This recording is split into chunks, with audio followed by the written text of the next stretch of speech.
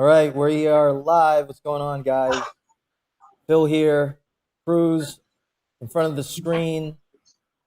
So what's going on? I'm doing all right. How are you doing? Me, good, good. This one's Just this getting one's yeah, this one's a good topic that we have here. We got oyster shucking and cancel culture. Yeah, good little combo there.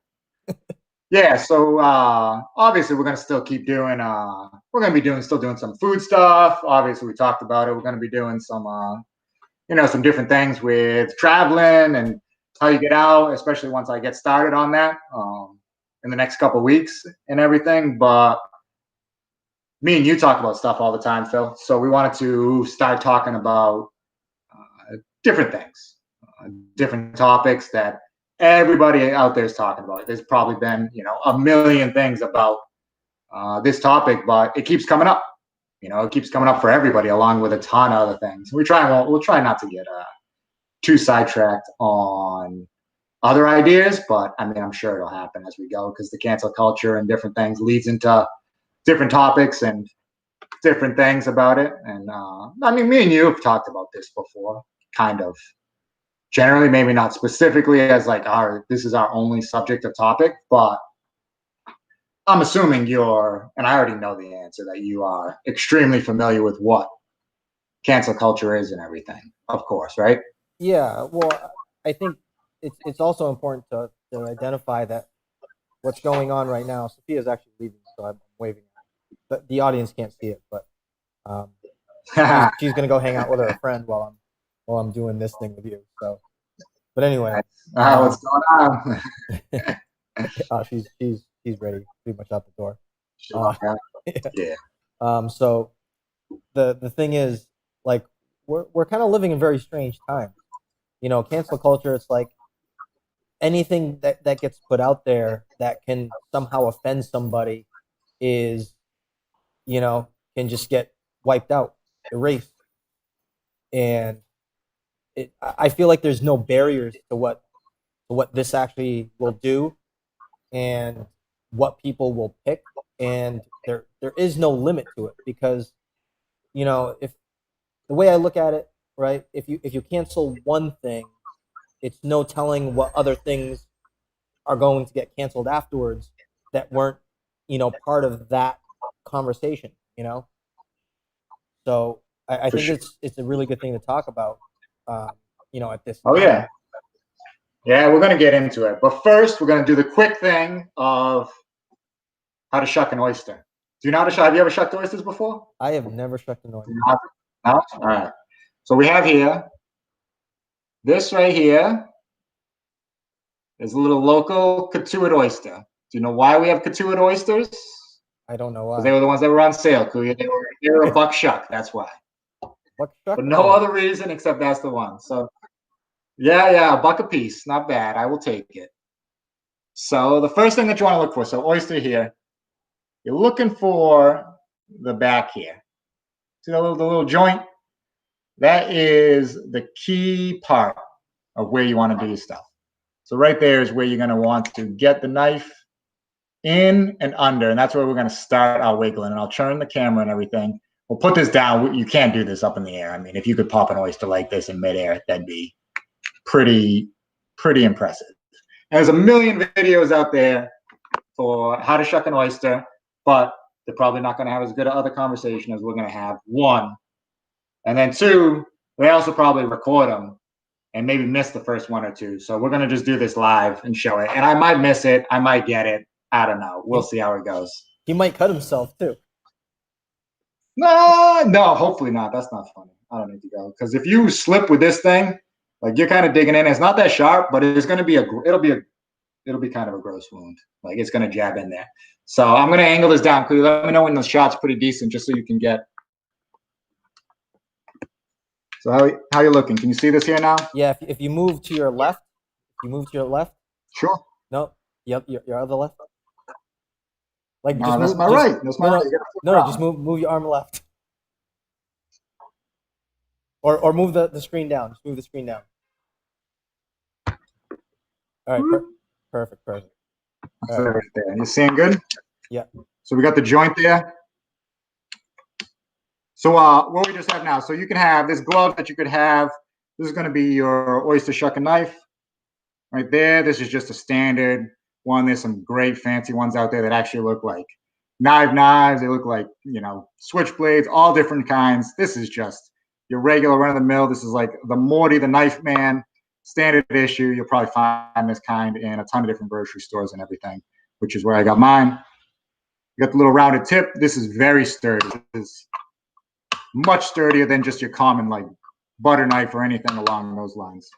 So I don't have a shucking glove, which would be, something that's pretty sturdy that you can hold that in case you slip and come into your hand there. I mean, this is now your most common injury like this is not the oysters. You hear everybody getting those the avocado cuts from people trying to cut avocados in air, slipping and slicing their hands. So we're going to use our towel here to hold it, and the towel is also going to act as my guard. Because, I mean, if I go through the towel and everything else, well, that's just a bad day. Digging in, and I'll actually turn this a little bit here. These oysters? Where did you get these oysters? I picked these up at the Whole Foods. Oh, so they even have a lot of local stuff too. That's cool. Oh yeah, they get tons of local in. And these Cotuits, they're a little bit smaller, and their joint actually. This is actually pretty. Not gonna lie, this is a pretty snug.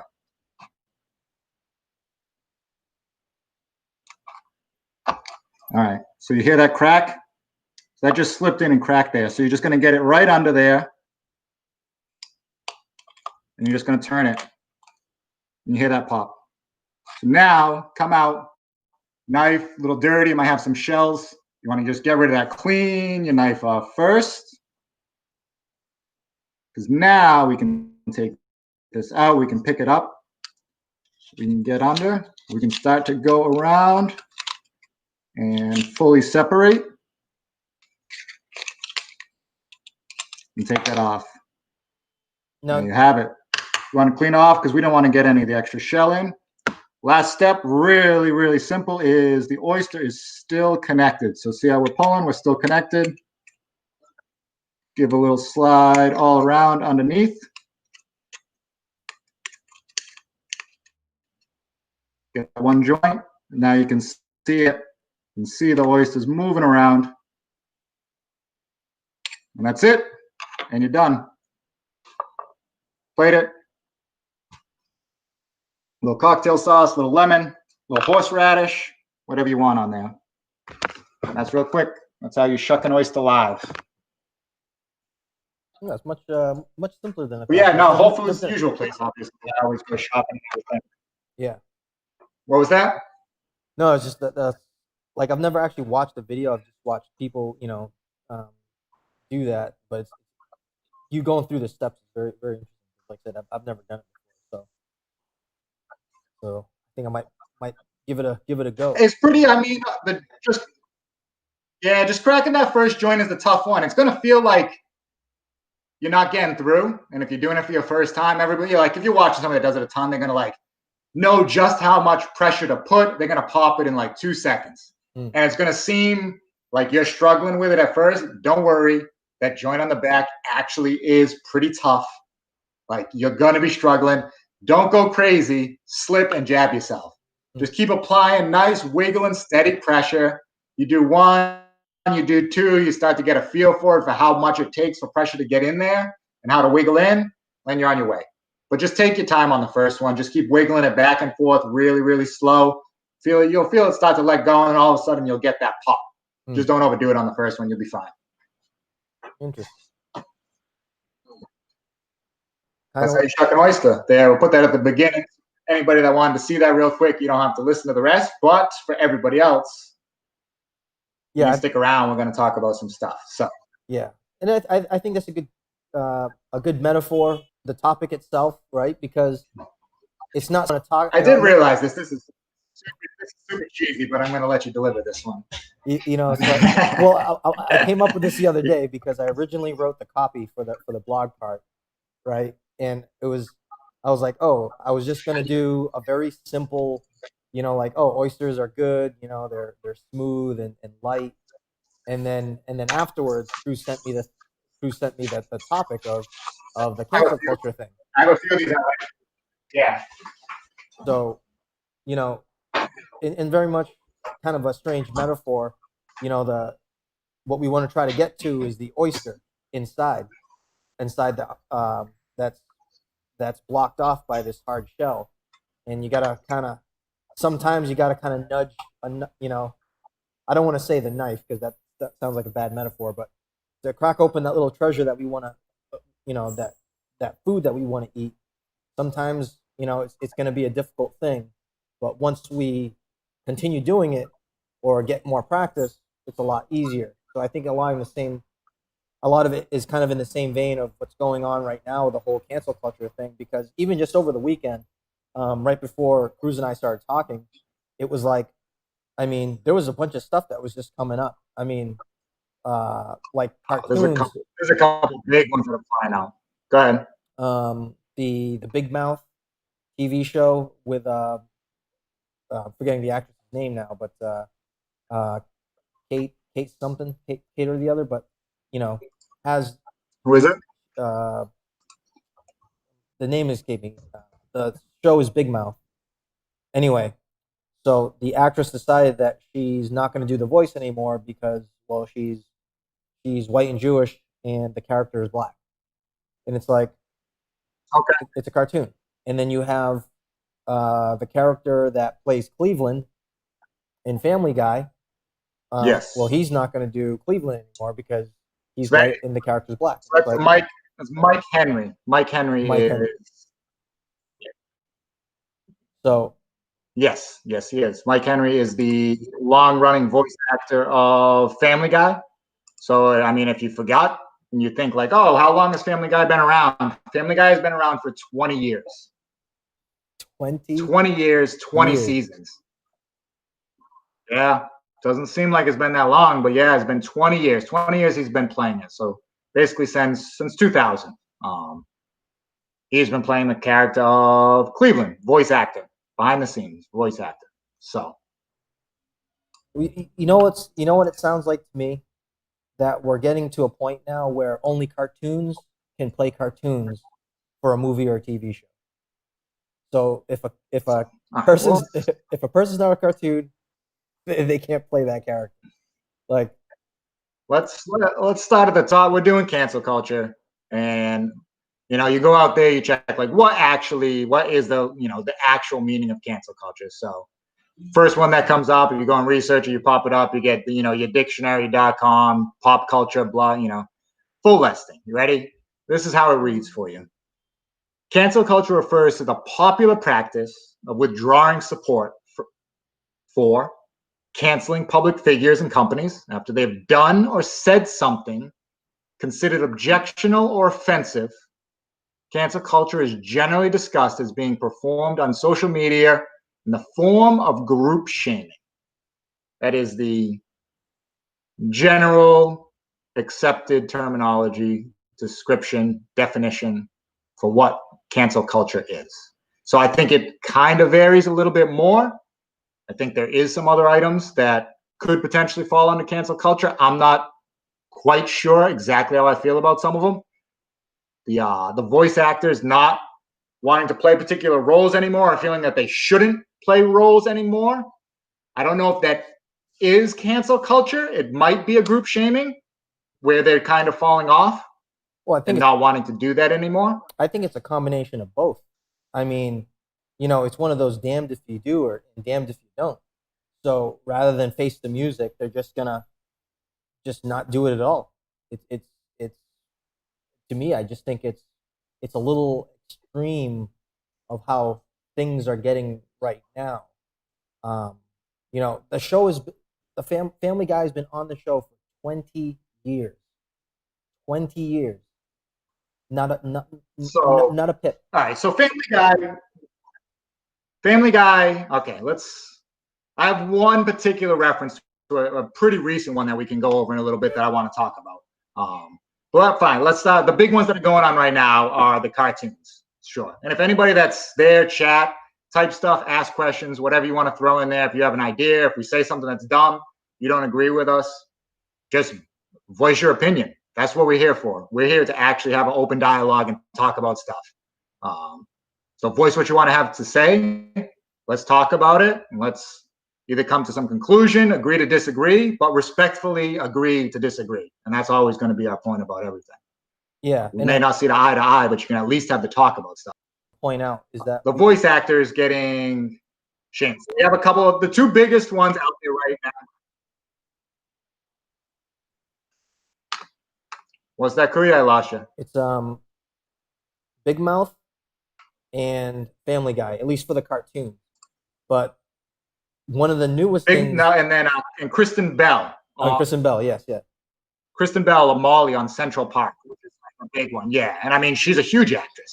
Yeah. And I believe she has actually like a stake in the show itself, which leads me to but I want to start with Mike Henry. Mike Henry, Cleveland, Family Guy. So think about Family Guy. Family Guy, little offensive in general, right? Yeah, always been. It's always been. It's extremely satirical, extremely. I would say they don't push the envelope anywhere near as far as like a South Park does. But South Park, different, they're a little more on a different network. It's just what they do. But they've always pushed the envelope a bit. But it's all satire. It's all satire and jokes. Do I think that generally these people are coming from?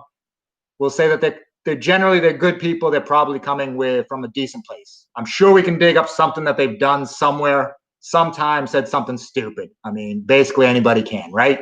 For the most part, we've all said or done something just dumb, and you say, you know what? You look back at it and you're like, that was stupid. I don't know why. That's reflection. It's growth. It's learning. Let's talk about that. I mean, because it's coming from, and it's also, like, it's not even picking of like what's going on right now. It's stuff that people are picking from years ago. It's stuff that people are, it's like 10 years ago, 15 years ago. It's like what, where does it end? How far back does it go? Where is the limit to what all of this is doing? And exactly, to me, it's like exactly what you're saying. And I totally agree with it. It's like, 20 years ago, dude, I was 18 years old. If I was thinking the exact same thing that I was in 20 years ago when I was 18, there's something, I think there'd be something wrong with me, or I didn't grow up. Or, yeah, I mean, there's certain things that no matter when you do them in life, like they just stick. Like, I mean, we can go down the list. You kill somebody. All right, that's sticking no matter what. We'll give you a second chance, but, you killed somebody. There's certain things that stick, but there's also certain things that at the time weren't anything. We look back at now and realize, you know what, that wasn't right. We've learned. Let's grow. Let's become different. Let's become better. Not everybody's being given that opportunity right now. So it's kind of turning into an issue. But at the same time, cancel culture and that terminology can also kind of be used as a shield sometimes. Like, oh, the cancel culture is coming after me. It's getting tossed around for scenarios where, you know what, you might have actually been in the wrong. So there does have to be a balance between the two. I find that most of the ones you read about, for me, tend to be a little more on the side of how far is this going to go? Well, the debate is, is this right? Do you agree with how far it's going it? Are you just agreeing with it because you're afraid of getting canceled and you don't want to talk about it and you just think that's right? Or is that actually what you believe? I mean, all those answers, however it is, there's nothing wrong with those. It's all self-reflection and what you want to talk about. So for like Mike Henry's been part of Family Guy for 20 years.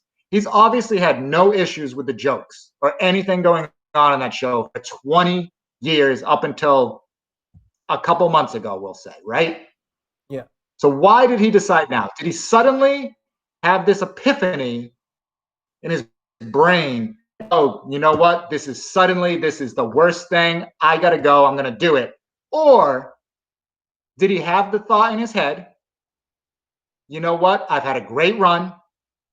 Before anything happens, I'm going to bow out gracefully. I'm going to walk away with all the money that I've made, leave on a good note so nobody grieves me, and I'm just going to set off into the sunset. And I don't know. Whatever What do you his think he did? whatever his intentions are, but the chips are falling very close. All resemble kind of the same kind of situation. It's like I said, there's the girl from Big Mouth. There's um, there's Mark Henry. There's um, let's see what happened. I'm trying to think of like all the stuff that happened during the course of the week. Um, the canceling of Cops on There's a TV. couple different ones. There's a couple from recently, the big things. There's a couple The from some college football coaches. Jimmy Kimmel.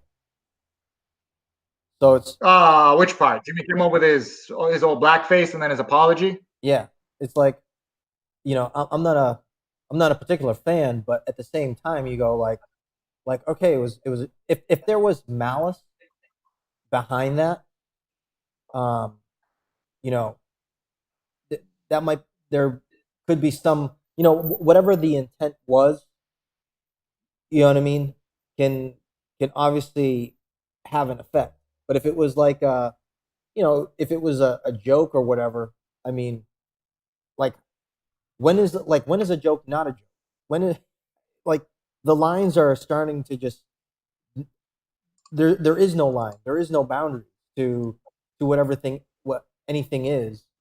And I'm not saying that him doing the blackface thing is right. But I'm also kind of just looking at it like, dude, that was I think it was like 9 years ago or something like that. 9, 10 years ago. It was a while ago, 10, 12, I think it might have been 2007. So it was 2007. It was on SNL, and he was playing Chris Rock, who was also had been part of SNL, was generally friends with Jimmy Kimmel.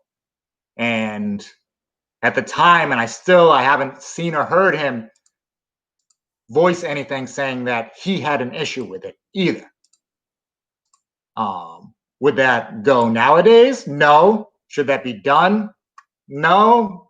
Me personally, I've always considered it kind of weird, even when it was a bit more of a, we'll say, common thing, or at least it was not deemed like absolutely unacceptable. It was always, it's kind of an odd thing. It's nothing I've ever done, nothing that I really ever considered really doing, but it wasn't at that time. It was not. I don't think what Jimmy Kimmel did came out of this hatred I don't think it came out of a place of racism or anything. Looking back on it, you're like, yeah, that's inappropriate, of course. But does he have to give this? Do you think it does? I didn't really believe his apology. He was giving the apology. Maybe he actually feels that way. Maybe not. I don't know. I thought it was terrible. But does he even have to actually apologize for it? Or does he have to just say, yeah, I would never do that now? Just be a normal, what I consider, a normal, respectable human being and say, yeah, I would never do that now. It was a different time. It's kind of weird. It's not appropriate. Like it was done then. It was different. I'm not going to do that again. Oh, well, But to go on this long, long apologetic rant, it didn't seem genuine. yeah. Well, I'm. I know there's a lot of people that feel that way. I mean, to me, like I felt like you know his apology wasn't genuine either. I think it was just. Um, I think the group um, that he tries to appeal to. You know, I think he was trying to kind of mitigate that issue or ameliorate it just because like, oh, this is what's going on right now, and no stone is being unturned. It's like uh, people are uncovering stuff from years ago, and they're really folding back the pages of a book of a person's life story to find out any negatives or supposed negative stuff that they um, that they conducted years ago. Like for instance, was it Domino's? Domino's got flack because the now press secretary, I don't know her name, for Trump, called sent a tweet. It was like years ago. It was like 5 6 years ago. Sent a tweet before she was um, press secretary. Sent a tweet like, oh, Domino's, hey, thanks for the service. You guys were great. And then they respond, oh, thank you for enjoying our pizza. And then someone found this tweet from years Yeah. ago and was like, Domino's, you're evil, or something. It was something, like I didn't supporting see that this. one. I didn't get into any one of that. I didn't get into that at all. But I mean, who's all right? So I guess what's the line? Like, okay, is there a statute of limitations on? We're not going to say on some extremely egregious things, which do we really have to cover what we define extremely egregious?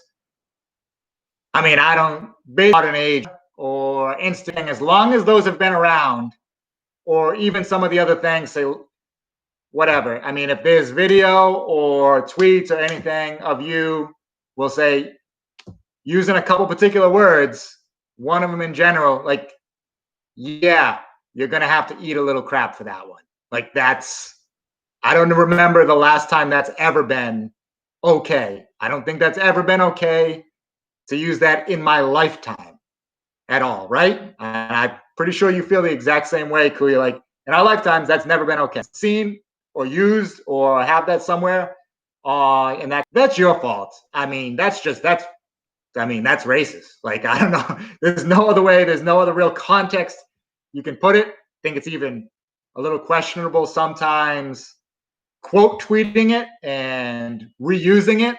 I think you're almost kind of doing it in a way that you get to use it and do it without really being the one at fault. So I think that's even a little borderline. Um, it's just the way it is. Like, that's a no-go. That's a no-fly, of course. But there's a lot of other things that weren't. I mean, there's a lot of things that would have been even okay in the late 90s, early 2000s that aren't now. Like, what's the statute of limitations? Or do we keep taking things out of their time period, bringing them forward, and then reflecting on them now? Because what happens in another 20 years from now? Do we take everything from now, reflect on it in 20 years, and then get you reevaluated? I mean, if you're talking in a legal sense, so of course, if you committed a crime 20 years ago and then we find out about it now, and it was a law then, yes, you are still liable. We can still prosecute you. If you do something 20 years ago that was not on the books as being an offense, and now it is, we can't go back and then charge you for it. The world evolves, the world changes. We always are trying to get better. But people can't truly, I think there's a bit of an issue. People can't get better and feel better and be open and to change and doing things in a different manner if they're being attacked. I don't know any psychology program that would ever come out and say, you know what, the best way to get somebody to change is go after them. Not for real change. They may concede, they may back down, but they're not going to grow and change by doing things that way. It's never a productive conversation. It's never a productive path forward doing things that way. Okay, well, there's two things that I want to point out is, one, who gets a pass and how far back does it go? With a whole, okay, so I consider the destruction of monuments in the U.S. Cancel culture, right? So there's this obvious attack on things that happen in the past, right? But if we keep digging to the past, right, that means we have to even go to our ancestors. That, okay, so say people conquered another country, right? So the country that conquered the Philippines, do we start going after them because their ancestors took over different areas? You know, like how far back, how much how much gravitas does society want to take before it's just absolutely ridiculous? Like there is no end because nobody in this world is perfect. That's the It's problem. But and on top of there's it, no rule on it. It's just it's being decided day to day right now. yeah, and it's to me it's not the right way to go. Like we're reaching this point where um I think the pro I, my I think one of the problems that we're encountering with something like this has to do with the fact that because of the Twitters and the YouTubes and the Googles and the Facebooks of the world, where it's designed to feed us content that we generally like all the time. So basically, it's you become a glutton of information that you're into. So it becomes your own kind of echo chamber of information. Like you're only feeding, like not only is the machine feeding you information that that you or I or anybody else wants, but we're also feeding that information, that machine as well, to give us that type of information. All this data that's being collected by every person that uses all these services are continuously getting content that caters to their own beliefs. So, but the problem is that what's happening is their own ideas are starting to manifest because everyone has these. It doesn't matter whatever like political view anybody has. It really is just like wow, everyone has a view, and then it's just tougher to find the opposing view of any particular topic because now it's like okay, well, yeah, we should destroy monuments because these people did bad things in the past. But where's the opposing view? Where's the opposing view to counteract that, to justify that it's not right? You know, um, I think that's what's happening is that it's the views and the ideas are being bifurcated so much that it's tougher and tougher to find the opposing view. And then with that, who gets a pass? Who are the people that are not going to get any flack for? There's there's no rhyme or reason for it. It's honestly it's like sometimes it's almost like a high school popularity contest about who's getting a pass, who's not getting a pass, who's just okay. So he may and a great one, and it may end up coming to get him. He's a bit of a little darling now, completely changed his image. Good old Howard Stern. Howard Stern, who over the course of his career probably used and this is on FM radio in the 90s, along with he was also on whatever it was, FX late night, the Howard Stern show, which was the clips of some of his casts. Yeah, I He used to used the watch N that. word 5,000 times, like skits, the whole deal.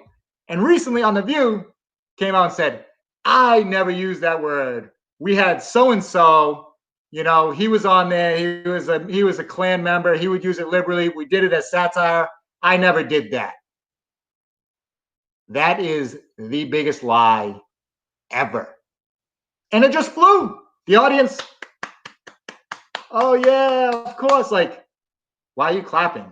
Like, I don't, at that time in general, and he didn't, I believe that a vast majority, if not all of the times that he did it, it was done generally as satirical, bringing out the crazy nature of the skit, whoever else was using it in every way along those lines. I don't think he should be canceled, but the fact that you want to try and rewrite history and exactly what you did, I'm not okay with that. Like that, that's a lie.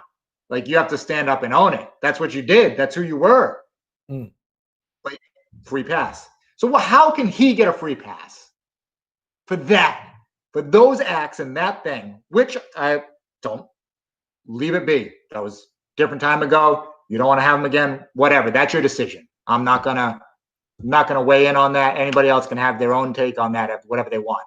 But how does he have a general free pass, but voice actors are stepping down? Like, what's the gauge on this? Are we just blowing in the wind? Whatever, just look, this leaf just came today. All right, we're taking that leaf. That you know what? Leaf doesn't fly anymore. Nope, not that one. Like, what's the rhyme and reason on this? You got to have a plan. You got to have some rhyme or reason, something to this, or it's just complete mayhem. And that's just not okay. And like, it does come back to the statue thing. Statue thing it's cancel culture. It's in a broader sense because that's a little bit different. I don't agree with any of them. I don't agree ever with someone taking it into their own hands to pull down something that is public property like that. That is not acceptable in my book. I'm okay with you putting together a petition to get this removed, petitioning your mayor, your congressman, your selectman, whatever jurisdiction it falls under for that particular piece, petitioning them, getting it before the public, and having a vote what we want to do with it. Or even if the mayor, deems that, and having it safely removed for particular reasons. Well, not just I'm what, okay with that. not just what, but the why. Why remove it? There has to be a reason other than like, oh, if it's if it doesn't look nice, in the scenery, or if there's some symbol that it represents, there's got to be, to me, there's got to be substantial reason other than a bunch of petitions being signed, because because the way I look at it, how much does somebody know about a particular topic? How much does someone know about um, like these these monuments that are built, these people that were from 300 years ago or 200 years ago? Like, how much do these people know about any of these things? And then where does it end? I mean, Where does it end? I can give you a simple scenario of ones that I think, me personally, should be removed and placed in a museum setting, as I deem them to be historical pieces. These are parts of history. They should not be destroyed. They're just, I feel now, in the inappropriate location. Okay, if you go anywhere and in some square, some center, whether it's a park or whatever, and there is a huge statue of Robert E. Lee, that's not appropriate. Like that, the Robert E. Lee statue as a monument, that's not something that you should have up. If I'm being, for me, as a monument, you should never destroy it, ever. It should be put aside, put in a museum as a historical reference to things that occurred in the past. History doesn't just change or go away because you rip down a statue.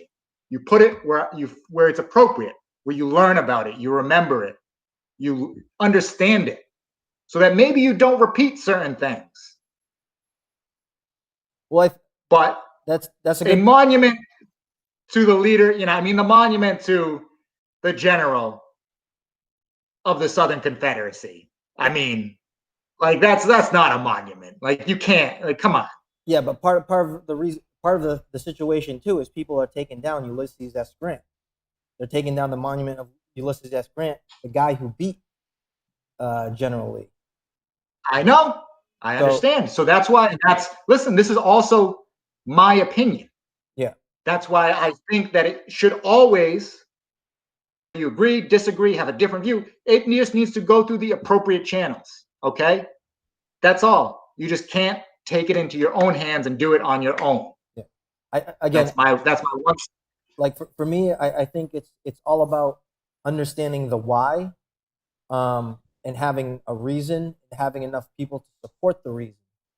So so it's not just like, oh, my personal opinion is that, like, just having a straight up vote is not the right answer.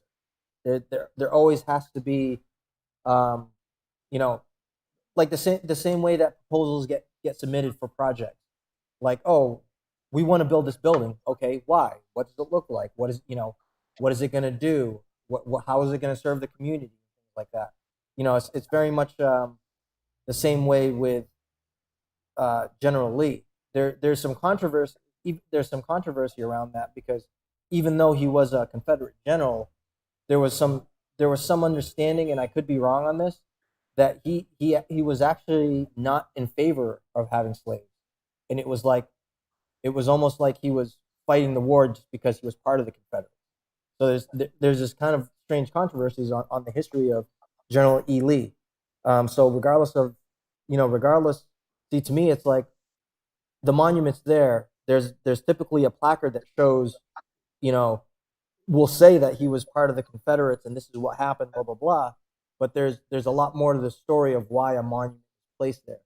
You know, like Yeah, and I do understand what you're talking about there. It was because the main school for that was teaching military was actually based in the South. The Southern generals were generally extremely outclassing most of the Northern generals because they sided with where they were from, being down in the South. But you don't get a pass for your decisions just because you made them based on being a loyal person. Loyalty does not supersede your actions. While I find it to be a very good quality, it does not outweigh other items. again, it might to me it might be like a stinging. People might find it offensive to find to find a monument that was part of the Confederates. But again, when you look at history as a whole, it's again the monuments are there to allow curiosity. You take it away, then what? But see, but I'm not. But my idea is not take it away. No, Museum it. Put it. It's historical. It's where you learn things. well, That's where we put. So that's what. and I don't want to jump to the most extreme one, but I'm gonna jump to the most extreme one anyways. There can be statues and representations and figures of Adolf Hitler. They will never be out in public. They're in museums to learn about as historical things. Not putting them quite on the same scale, even though Mr. Lee happened to kill and was involved in many more American deaths, but neither here nor there. It's historical. They go in museums. That's where we put those things to learn about in the appropriate context.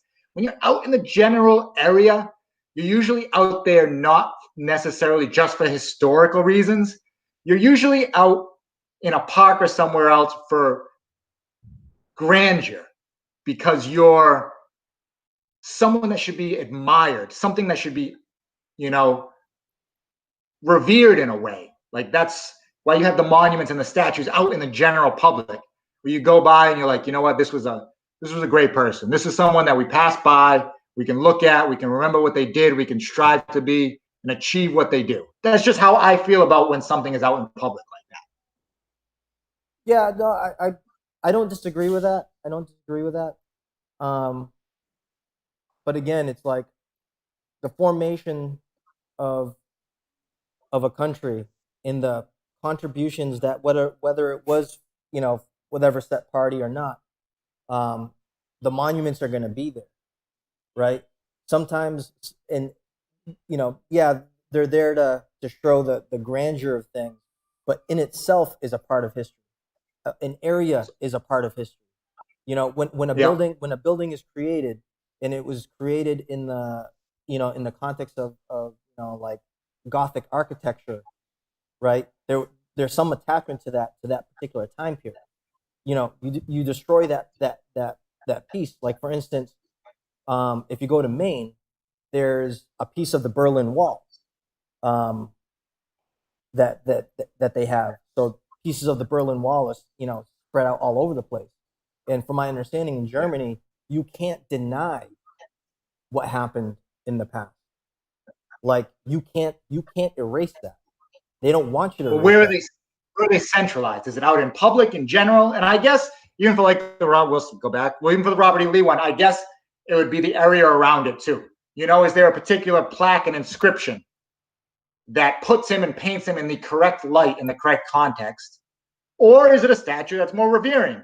I mean, it just has to be done on a case by case basis because there isn't a singular answer for all of them, right? Well, think of it this way, just think of a cemetery. It's there to honor the dead, right? And some of the monuments are more grandiose than other monuments, and that has to do with a lot of different circumstances for that particular family or a person or whatever. You know, if you look at Hetty Green, who was a millionaire, I'm sure her headstone is going to be a lot different from someone who was a factory worker. That's just kind of the natural flow of history. But it also shows that. It also shows that these people were of, different class, different financial status, and, contributions and non-contributions to society. So, I mean, the unpopular thing to say is that the very wealthy and powerful people can put up monuments for themselves, right? I mean, that's the easy one. And that, I mean, it's the easy one. And it's tough. I mean, if you're being honest, that's a little tough to argue with, right? It's yeah. a little tough to put up a monument of yourself if you're poor and you have $0. Yeah. But I mean, you can start a GoFundMe. I mean, you actually might be all right if you just if you made it funny enough.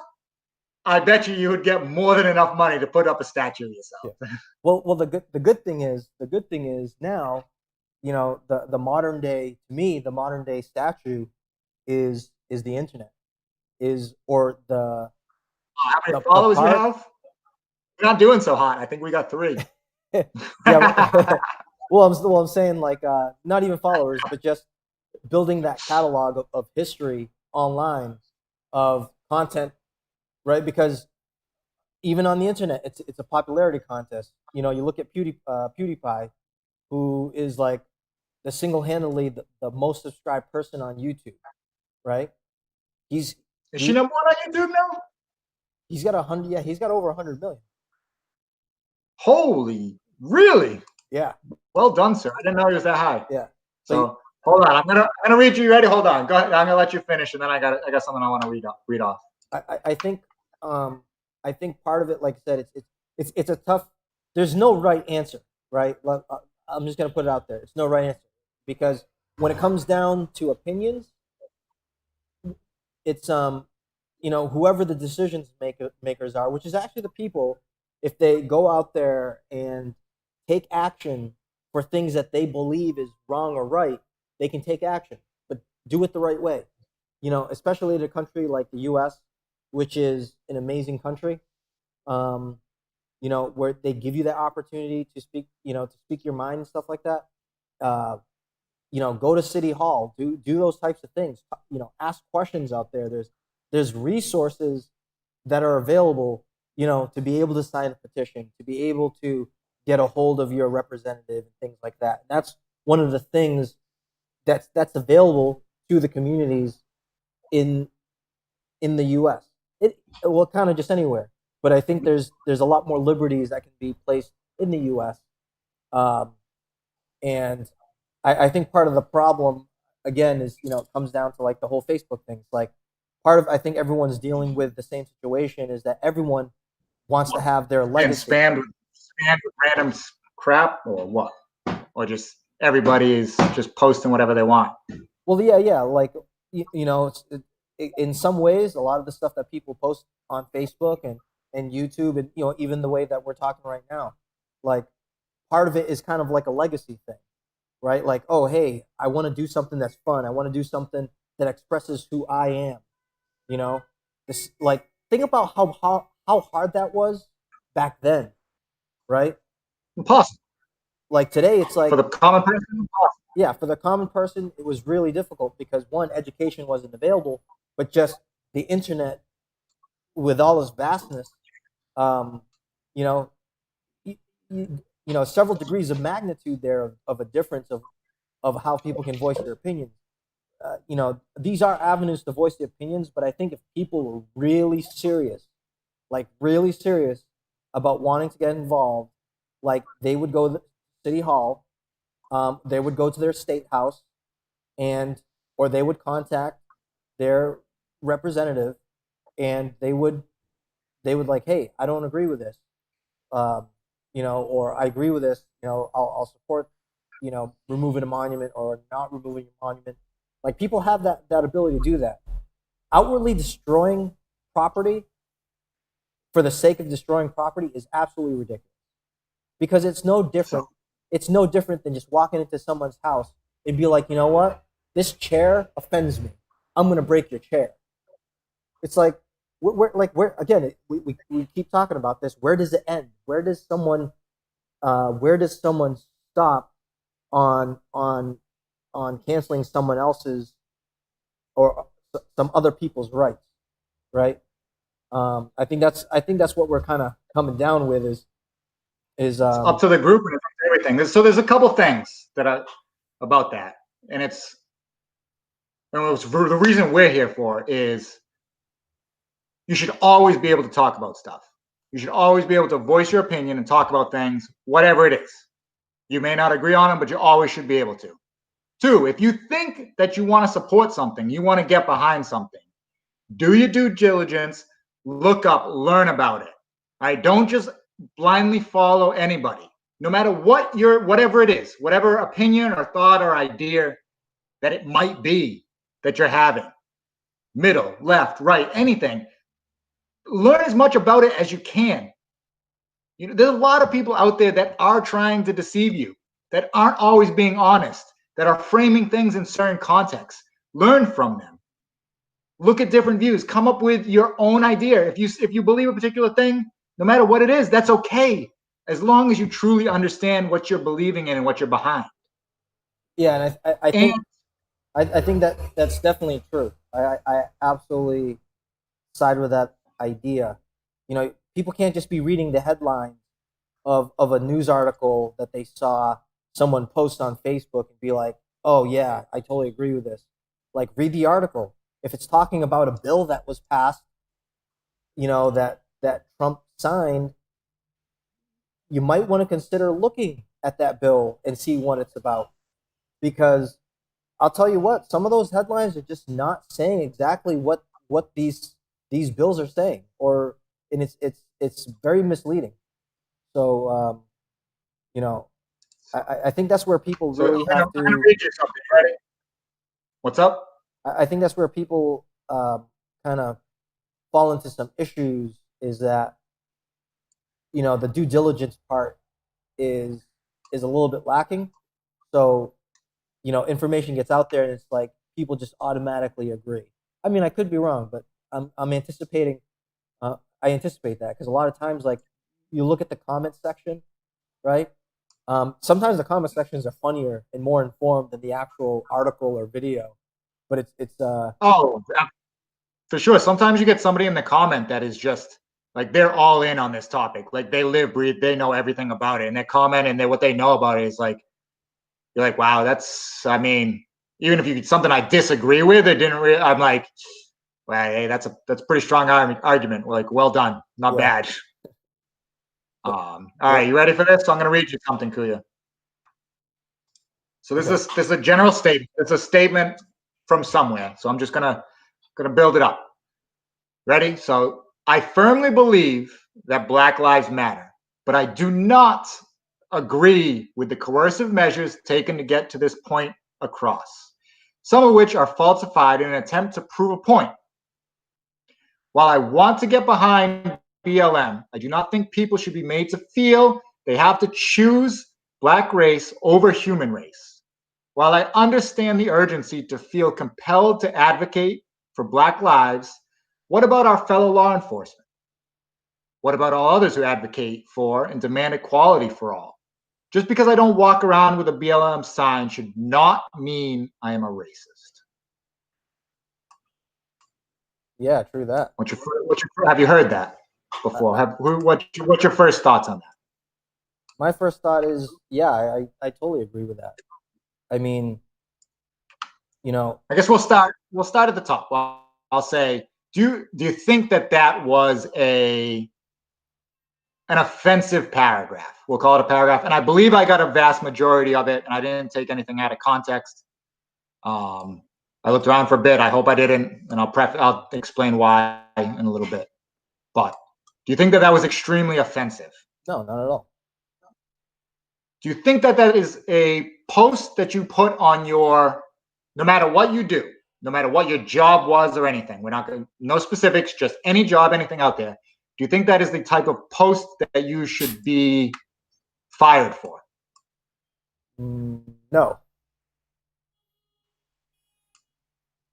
Do you think that that post could potentially make some people angry? Possibly. Okay. So I'm gonna explain what this was. This was posted by a woman in Vermont. Her name's Tiffany Riley. She was the K through 12 principal at Windsor School in Windsor since 2015. And she made those comments on her personal Facebook page. She has since been removed from duty for those comments. No longer principal. You know what it is? All right. This is a quote, and I might butcher it, but I'll do my best to describe it. The wolf is trying to convince the sheep that the sheepdog is bad. Once the sheep get rid of the sheepdog, that's when the real slaughter happens.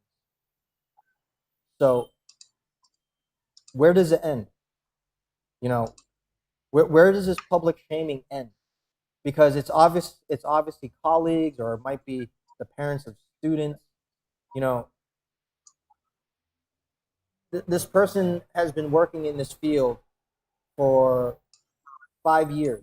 She's been principal for 5 years, meaning I'm assuming she's been. I didn't check out. I didn't grab her age or anything. I'm going to assume that she's been in the, the teaching school system to end up getting principal. Minimum 15 years total, right? Say 5 to 10 before she got thought of for that. Yeah. So this one is, while I don't think she should be fired for it, and I don't necessarily think that her thoughts are offensive. They didn't offend me. She's thinking, she's understanding, she's having a discussion out loud. She's having a discussion out loud that a lot of people probably are having, right? Internally, with their friends, with other people, maybe not at all, with people that they agree with, disagree with. But I don't think any of her comments were egregious at all. I don't think she was coming from a place of hate. I don't think she was coming from a place of how she felt based on her experiences. And I think she wants to provide support for equality, of course. I mean, maybe something will come out that she's an undercover, vehement racist, and this was like the most mild thing that she's ever said. And secretly, she's a horrendous human being. I don't think that's the case. I didn't find anything about it. I don't know. We'll wait to see. We can always change our opinion down the road, right? Yeah. I mean, again, so this is the thing about when you post online nowadays. When you're posting stuff now online nowadays, and you're just posting a Facebook post or an Instagram or something, the difference between that and what we're doing right now is that's a statement, not a discussion. So I think that's where she went wrong. I don't know if she, given her the way the climate is now and the particular job that she had, that she could actually ever even have that discussion, which is too bad. Do I think right now might be the exact time for it, given how strongly people are feeling about everything, not knowing exactly what your audience knows, or not being able to directly look your audience in the eye. I think that's extremely important when you have these conversations sometimes.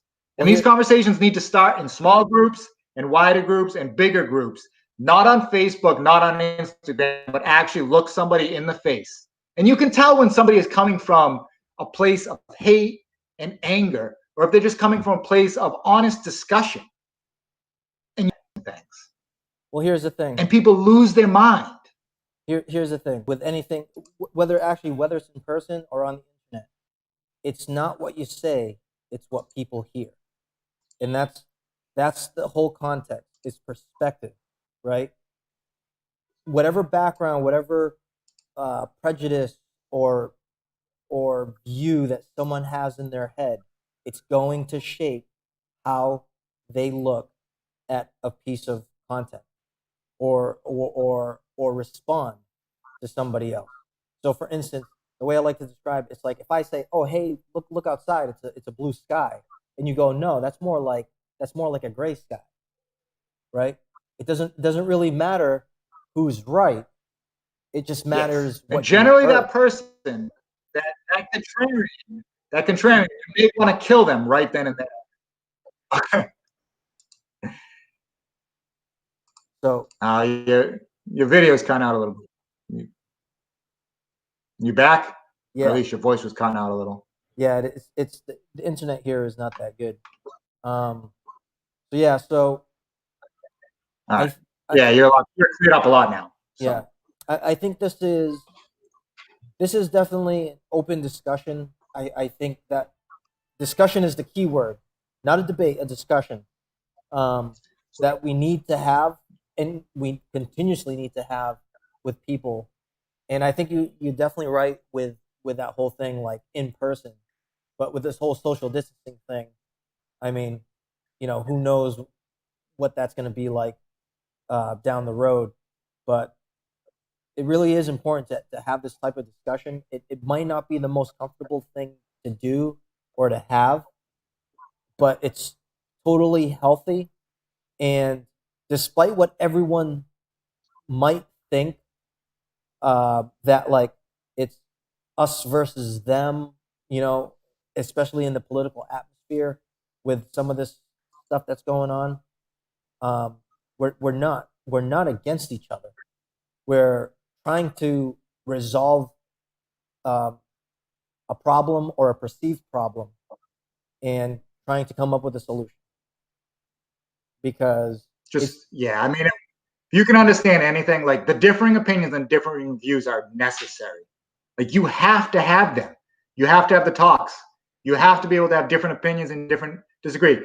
If you ever get to a scenario where everybody believes every single exact thing and every single little lockstep and everybody has the exact same answer for 99% of stuff, then you've probably accidentally fallen into North Korea and you should probably consider getting out all right. because it's not safe. You All right. should go. Penny Pincher brought up a comment here, and we should probably come to a close in the next 5 minutes. But All right, we can end up on Penny Pincher. She's a loyal viewer. yeah, She's my friends put on a valid argument when it comes to BLM. Sadly, he gets emotional responders.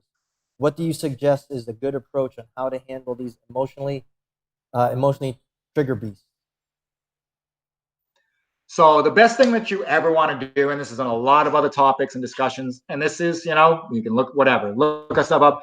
For me, if you're gonna have a tough conversation, start off by finding a common ground on something that you both agree on. Find something, bring up a topic, bring up a discussion matter that you both agree on and you both find common ground on, because it's going to build that initial bit of trust. It's going to open up both sides, both people, to having a discussion now that maybe they don't exactly see eye to eye, but they're at least having their, in their recent history, something that you do completely disagree on, that you do actually agree on, something that you're not, you have things in common. We're not on the opposite sides. We're both here. You start off with that, and then you start having the difficult discussion. And whether you agree or disagree, sometimes, and I have a problem with this, sometimes you actually have to and I probably actually the worst at this sometimes is sometimes you actually have to just shut your mouth. Just shut your mouth and actually listen for a second. Whether you're disagreeing with them or agreeing with them, actually shut your mouth and just try and just listen for a little bit. To add to that, um, uh, one of the ways too is to acknowledge what someone says. So it's like, oh, I'll I'll go back to the sky is blue example. If I say the sky is blue example, um, and then you respond like, oh yeah, so you're saying that the sky is blue. So you want to kind of like paraphrase.